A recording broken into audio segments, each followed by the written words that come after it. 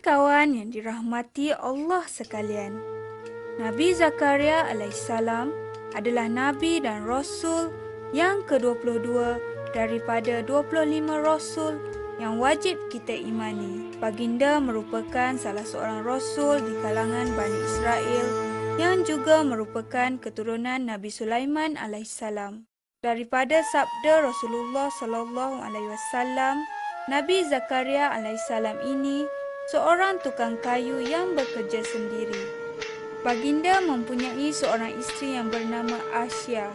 Sejak awal perkahwinan lagi, mereka tidak dikurniakan anak kerana Asya adalah seorang yang mandul, iaitu tidak dapat melahirkan anak. Ketika Nabi Zakaria alaihissalam berdakwah, baginda sering diperlakukan secara kasar oleh mereka.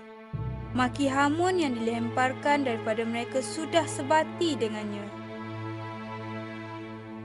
Tanpa terasa penat dan lelah dalam melaksanakan perintah Allah, Nabi Zakaria alaihissalam meneruskan usaha dakwahnya sehingga usianya benar-benar tua, iaitu 90 tahun.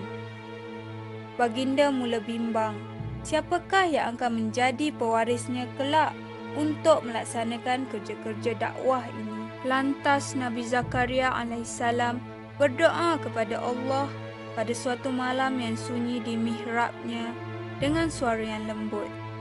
Doa Nabi Zakaria alaihissalam ialah, Ya Tuhanku, sesungguhnya tulangku telah lemah dan kepalaku telah ditumbuhi uban.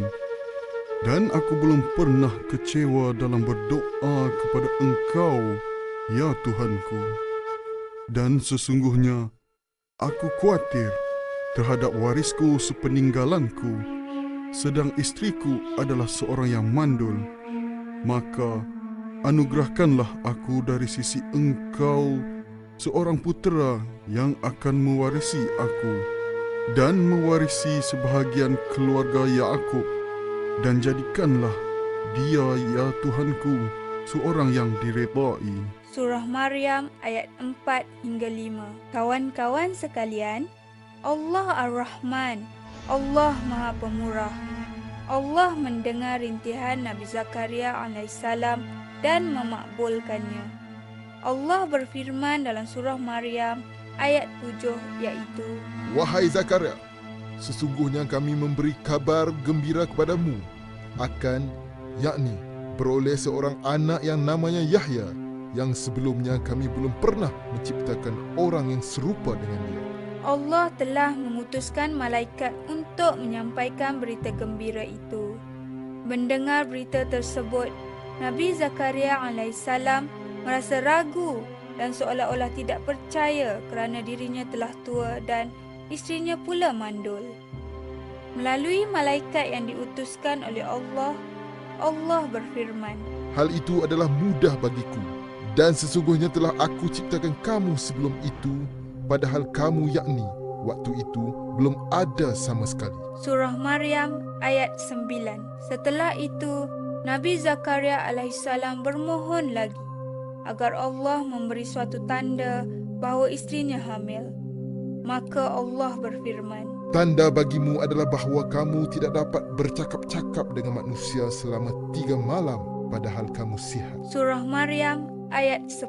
Ini bermakna baginda tidak boleh berbicara dengan sesiapa pun kecuali menggunakan isyarat sahaja. Walaupun begitu, baginda masih dapat melaksanakan zikir dan bertasbih di dalam hati seperti yang diperintahkan Allah. Masya Allah, sesungguhnya tiada yang mustahil bagi Allah. Hari yang dinanti-nanti telah tiba.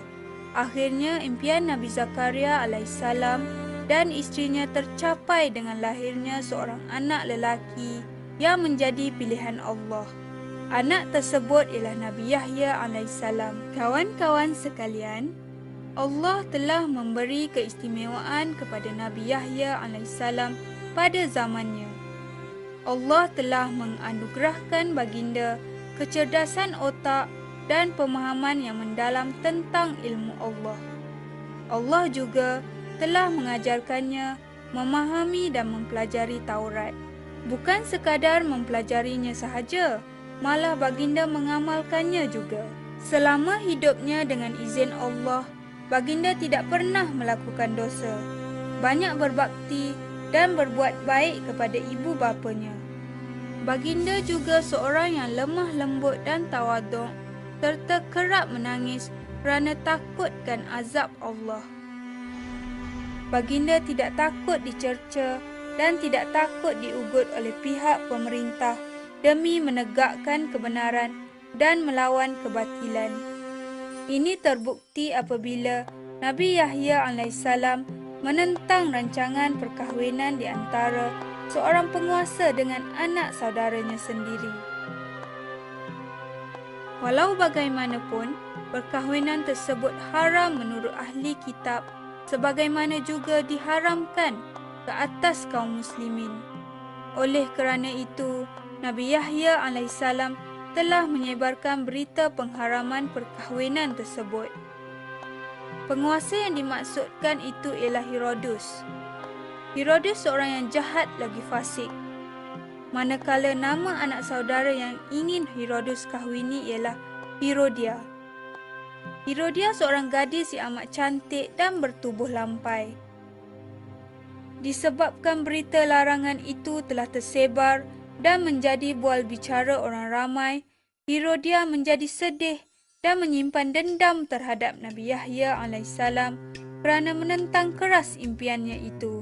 Ibu Herodia juga menyimpan dendam terhadap Nabi Yahya AS sehinggakan merancang sebuah pembunuhan terhadap baginda. Apakah rancangannya itu? Kawan-kawan sekalian, dalam diam, Herodia dan ibunya telah merancang sesuatu.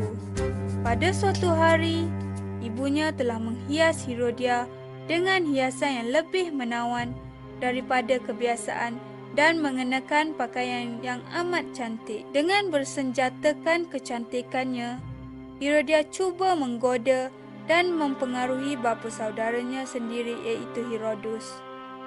Herodia telah pergi berjumpa Herodus dan menari di depannya.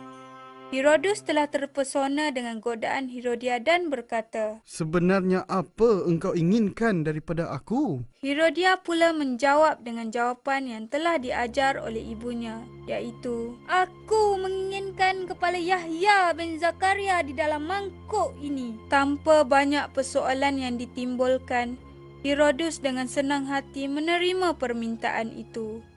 Lantas dia memanggil orang suruhannya untuk membunuh Nabi Yahya AS. Dengan izin Allah, perancangan mereka berjaya. Orang suruhannya itu berjaya membunuh Nabi Yahya AS ketika sedang bersolat.